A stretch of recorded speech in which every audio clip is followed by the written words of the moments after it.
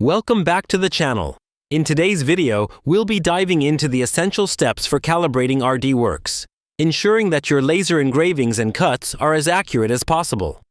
Whether you're a beginner or looking to refine your skills, this guide is here to help you achieve success in your projects. Let's get started. Step 1. Create an engraved rectangle in RDWorks as a reference for your calibration. Set the dimensions to 1000 mm by 800 mm and adjust the speed to fast and power to low for engraving. Step 2. After engraving, measure the actual dimensions of the rectangle. This will help you identify any discrepancies from the intended size. In this case, you may find the actual dimensions to be 1020 mm by 795 mm. Step 3. Now, let's adjust the axis settings. Open the vendor settings in RDWorks, enter the password RD8888, and click Read to load the current settings from the machine. Then, adjust the X and Y-axis settings based on your measurements.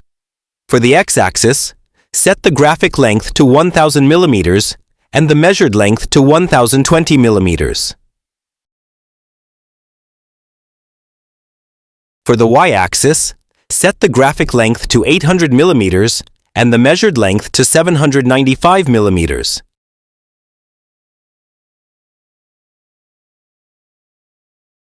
After making these adjustments, click Write to save the changes to the machine. This ensures that the machine recognizes the updated dimensions for accurate engraving and cutting. Step 4. With the adjustments made, it's time to run a test engraving again. Create a rectangle with the adjusted dimensions and start the engraving process. After completion, measure the engraved dimensions to ensure they match your intended size. Thank you for watching. If you found this tutorial helpful, please give us a thumbs up and subscribe for more CNC tips and tricks.